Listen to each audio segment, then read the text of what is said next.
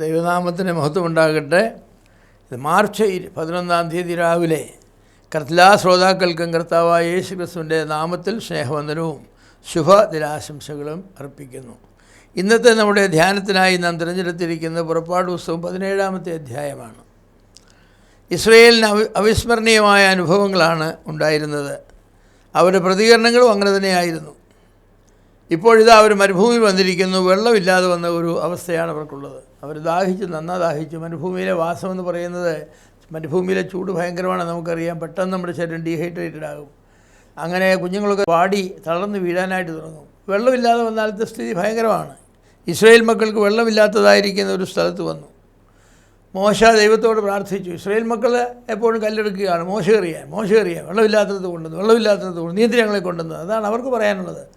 മോശയ്ക്ക് എങ്ങനെ പറയാൻ ഒക്കുകയില്ല, ജനത്തെയും കൊണ്ട് വന്നതല്ലേ. അതുകൊണ്ട് ദൈവത്തോട് പ്രാർത്ഥിച്ചു. ദൈവം ഒരു പാറ കാണിച്ചു കൊടുത്തു. എന്നിട്ട് പറഞ്ഞു, അവരവൻ്റെ കയ്യിലെ വടിയെടുത്തിട്ട് നീ ആ പാറ എടുക്കലേക്ക് മെല്ലെ ചെല്ലുക.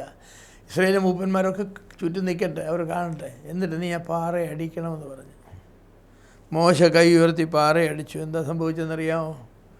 പാറയിൽ നിന്ന് വെള്ളം പൊട്ടിപ്പുറപ്പെട്ടു എന്നാണ്.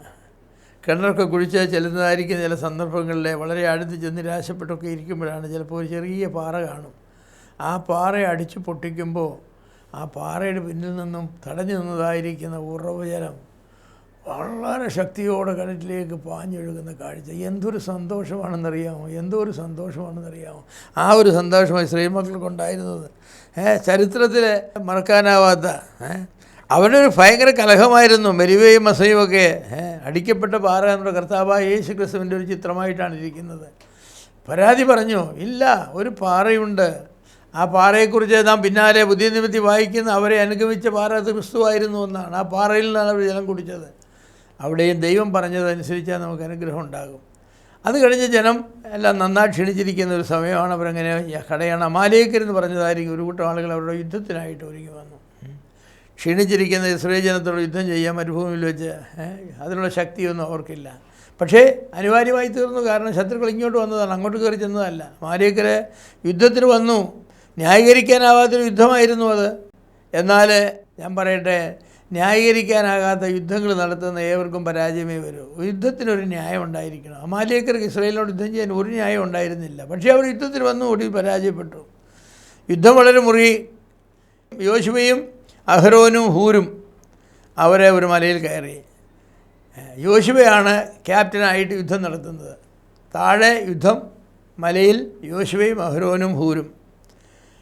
അവർ മോശയുടെ കൈ ഇങ്ങനെ ഉയർത്തിപ്പിടിക്കുന്നതായിരിക്കുന്ന സമയത്ത് ഇസ്രായേൽ മക്കൾ ജയിക്കും.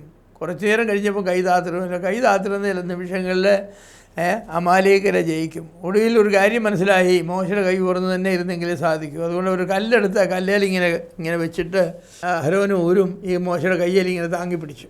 അങ്ങനെ അവിടെ നിന്നു. അങ്ങനെ നിന്നിട്ട് എന്നാൽ യുദ്ധം അവർ ജയിച്ചു എന്നാണ് പറയുന്നത്. അവർ ആ യുദ്ധം ജയിച്ചു.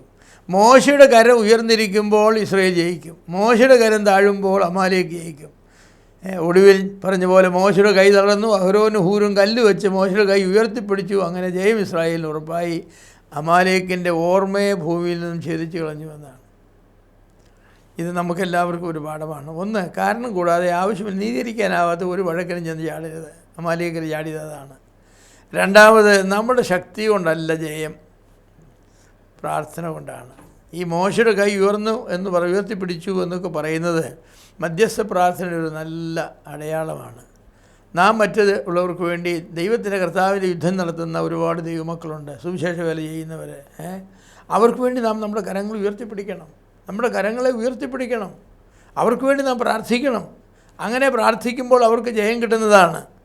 ചിലപ്പോൾ നമ്മുടെ പ്രാർത്ഥനാ ജീവിതത്തിൽ നമുക്ക് ക്ഷീണം വരും. മോശയുടെ കൈ തളർന്നു പോയി. മോശ ഒരു മനുഷ്യനല്ലേ. അങ്ങനെയുള്ള സന്ദർഭങ്ങളിൽ മറ്റ് സഹോദരന്മാർ വന്ന് എന്ത് ചെയ്യണം? നമ്മുടെ പ്രാർത്ഥനയുടെ കരങ്ങളെ ഉയർത്തിപ്പിടിക്കണം. അവർ നമ്മോട് കൂടെ ഇരുന്ന് പ്രാർത്ഥിക്കണം. അത് നമുക്ക് ജയം തരും. അങ്ങനെയാണ് അവർ ജയിച്ചത്. ഉയർത്തപ്പെട്ട കരങ്ങൾ എന്നും നമ്മുടെ മധ്യത്തിലുണ്ടായിരിക്കട്ടെ, ഒരു നല്ല ചിഹ്നമായിരിക്കട്ടെ. മോശ ദൈവത്തിന് വേണ്ടി പ്രാർത്ഥിച്ചപ്പോൾ അവർക്ക് ജയം ലഭിച്ചു. ഏത് കാലത്തും അങ്ങനെ തന്നെയാണ് പ്രിയമുള്ളവരെ. ബൈബിൾ പറയുന്ന പുരുഷന്മാർ എല്ലായിടത്തും വിശുദ്ധ കരങ്ങൾ ഉയർത്തി പ്രാർത്ഥിക്കണമെന്ന് ഞാൻ ആഗ്രഹിക്കുന്നു. ദൈവം ആഗ്രഹിക്കുന്നൊരു കാര്യമാണ്. വിശുദ്ധ കരങ്ങളെ ഉയർത്തി പ്രാർത്ഥിക്കണം. ദൈവജനത്തിന് വേണ്ടി പ്രാർത്ഥിക്കണം. സുവിശേഷ വേലക്കാർക്ക് വേണ്ടി പ്രാർത്ഥിക്കണം. ചില രാജ്യങ്ങളിൽ കഷ്ടം അനുഭവിക്കുന്ന ദൈവമക്കളുണ്ട്. ചില കമ്മ്യൂണിസ്റ്റ് രാജ്യങ്ങളിലെ ഒരുപാട് ദൈവമക്കൾ കഷ്ടം അനുഭവിക്കുന്നവരാണ്. മുസ്ലിം രാജ്യങ്ങളിലുണ്ട്. പ്രാർത്ഥിക്കണം. നമ്മുടെ പ്രാർത്ഥനയാണ് അവർക്ക് രക്ഷയായിട്ട് വരുന്നത്. അതുകൊണ്ട് നാം പ്രാർത്ഥിക്കണം. അപ്പോസ്തലനായ പൗലോസ് പറഞ്ഞത് അങ്ങനെ തന്നെയാണ്. പ്രാർത്ഥിക്കുക. നിങ്ങൾ എനിക്ക് വേണ്ടി പ്രാർത്ഥിക്കണമെന്ന് പൗലോസ് പറഞ്ഞു.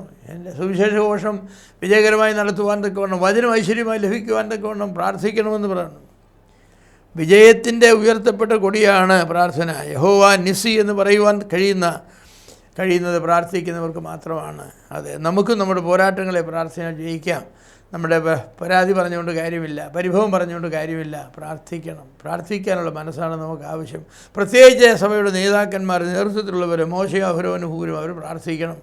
അവർ പ്രാർത്ഥിച്ചാൽ മാത്രം പോരാ, യോശുവ യുദ്ധം ചെയ്യണം.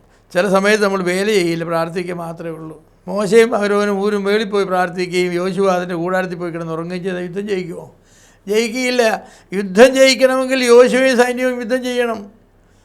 മോശയും അഹരോനും ഹൂരും പ്രാർത്ഥിക്കണം. ഇത് രണ്ടും ഒരുമിച്ച് പോകേണ്ടതാണ്. യുദ്ധവും പ്രാർത്ഥനയും ഒരുമിച്ച് പോകേണ്ടതാണ്. വേലയും പ്രാർത്ഥനയും ഒരുമിച്ച് പോകേണ്ടതാണ്. വിശ്വാസവും പ്രവൃത്തിയും ഒരുമിച്ച് പോകേണ്ടതാണ്. അതുകൊണ്ട് നമ്മുടെ ജീവിതത്തിൽ നമുക്ക് വിജയം കൊയ്യുവാൻ തക്കവണ്ണം പ്രാർത്ഥനയുടെ കരങ്ങളും പ്രവൃത്തിയുടെ കരങ്ങളും ഒരുപോലെ ചലിപ്പിക്കാം. അപ്പോൾ നമുക്ക് വിജയം വരുന്നതാണ്. ദൈവനാമം മഹത്വപ്പെടുമാറാകട്ടെ.